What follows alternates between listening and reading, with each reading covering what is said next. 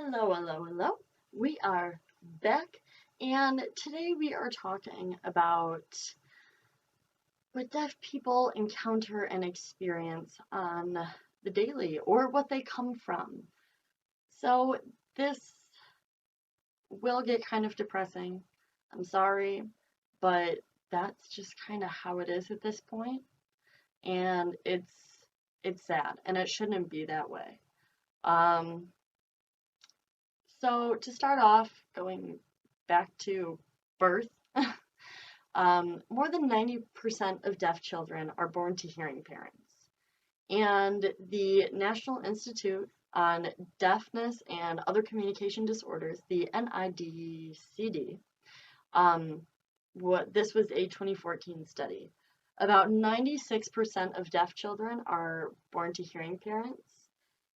And the sad part about that is that I think only 2% of that 6 was it? Only 2% bother to learn ASL or try to accommodate to them and not the other way around. Other way around meaning forcing cochlear implants on their child in order to try to get them more like the parents for their own selfish reasons because they would rather spend the money than put the time and effort towards building their deaf child up into a community where they will be accepted, rather than putting cochlears on them, forcing them to go to a speech pathologist, trying to have them talk when it's probably one of like the most difficult things that child is probably ever going to go through because it's just almost verbally impossible.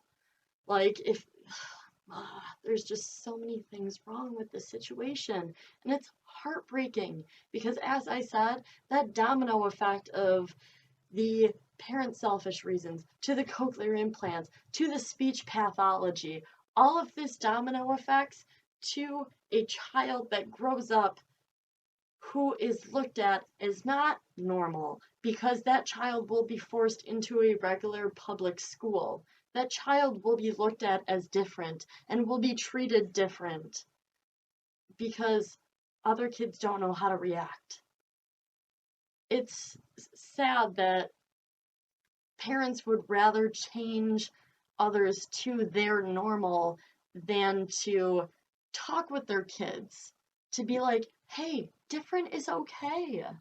It's okay that your friend may be deaf. You know what? We can start a hobby. We can start learning ASL together. And you know what? Once you put that interest in their head, and once you have somebody to work with them to build that interest, that is a huge, huge game changer. And you have no idea what a small impact can do to their huge world and how big of an impact it is to them. Although it may be minuscule to you, any type of effort they appreciate because they know what it feels like to be different and alone. So, moving on. 18% of deaf college students commit suicide.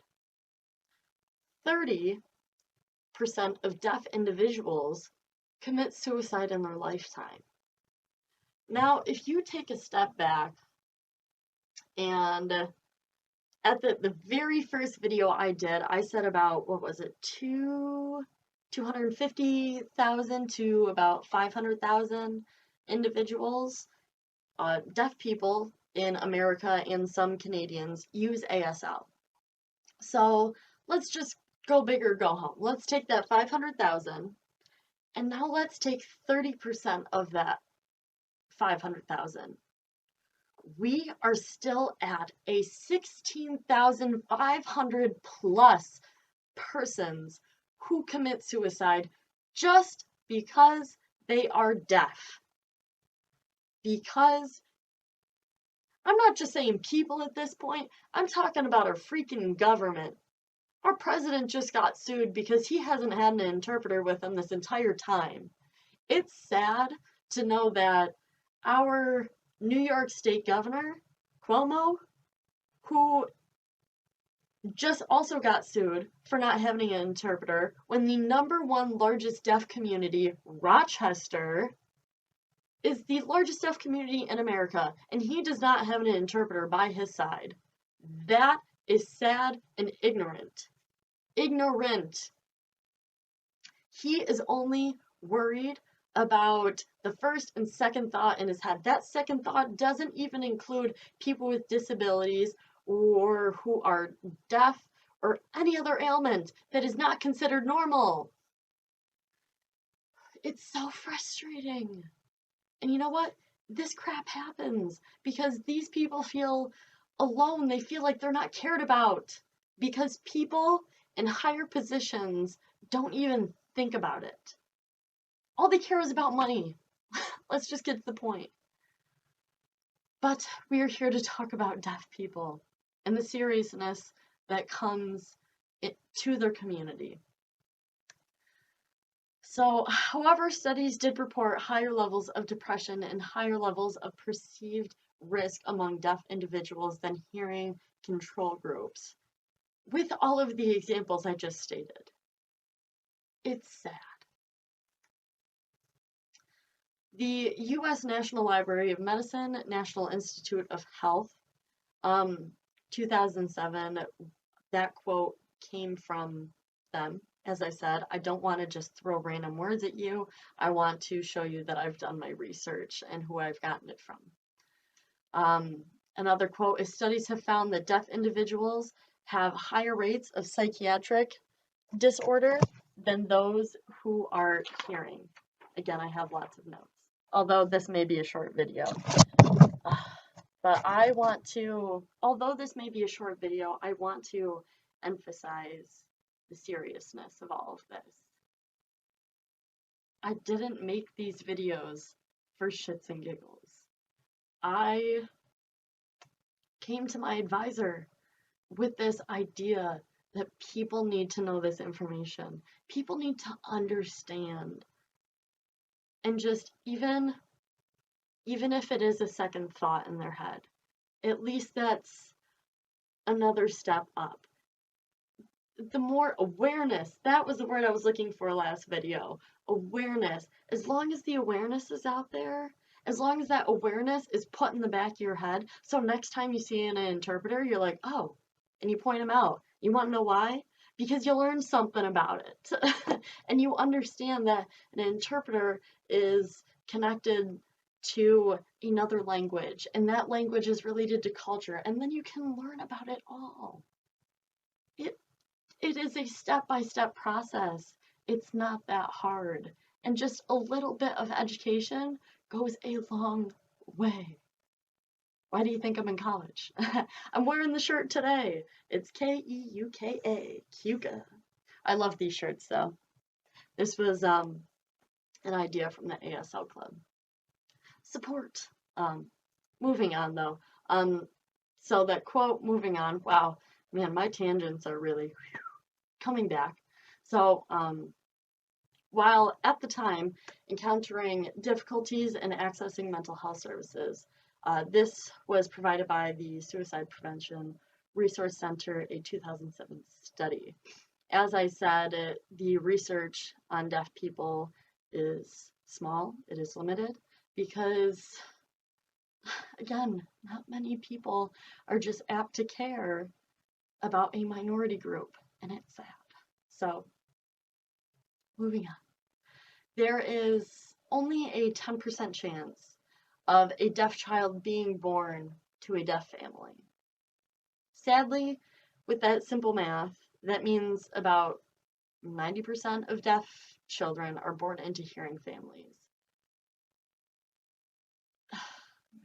Man, this hits me every time. The reason why this is sad is because only 2% of the 90, there it is, only the 2% of the 90% learns ASL for their deaf child. When ASL is a part of deaf culture, that child should be brought up in a community that will accept them with open arms. Deaf members are commonly proud of their genealogy.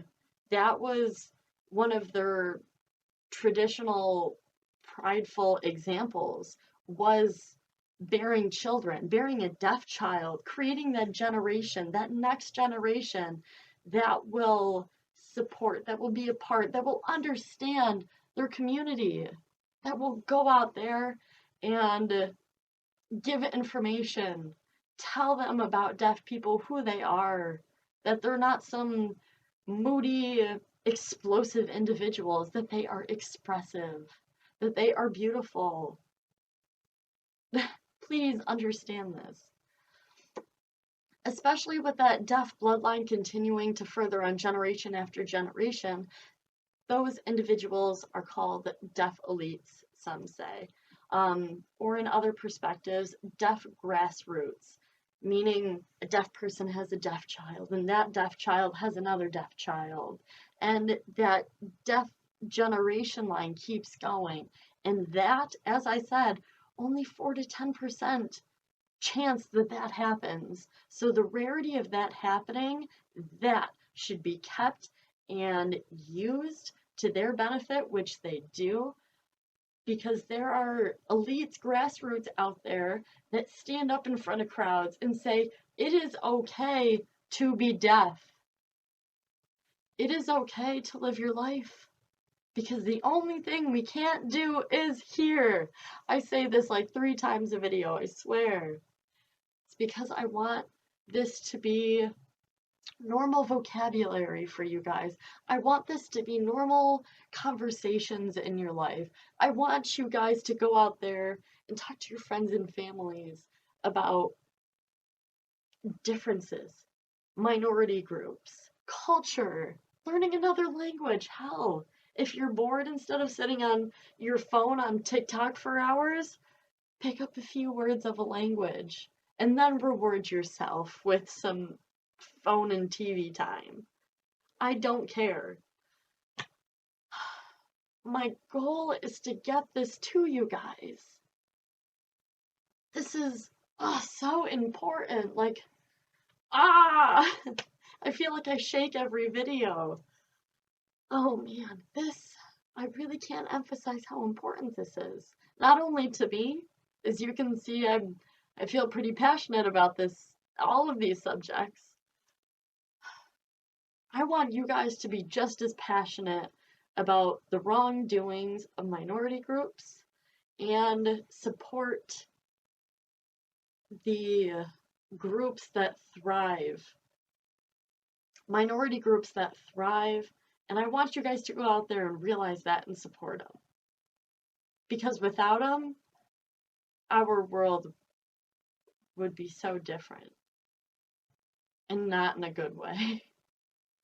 If everyone was the same, our world would be so boring. I hope you guys realize that. Differences are okay. Differences should be accepted. As I said before, deaf people, one of their things that they value is collaboration. Even within the deaf community, there's differences, and that's okay, and they understand that, and that's why they thrive. But you know what? They can't thrive to their fullest without the majority at least understanding who they are and where they came from and what they deal with on the daily and how we can change that. So with that said, go out there and learn something.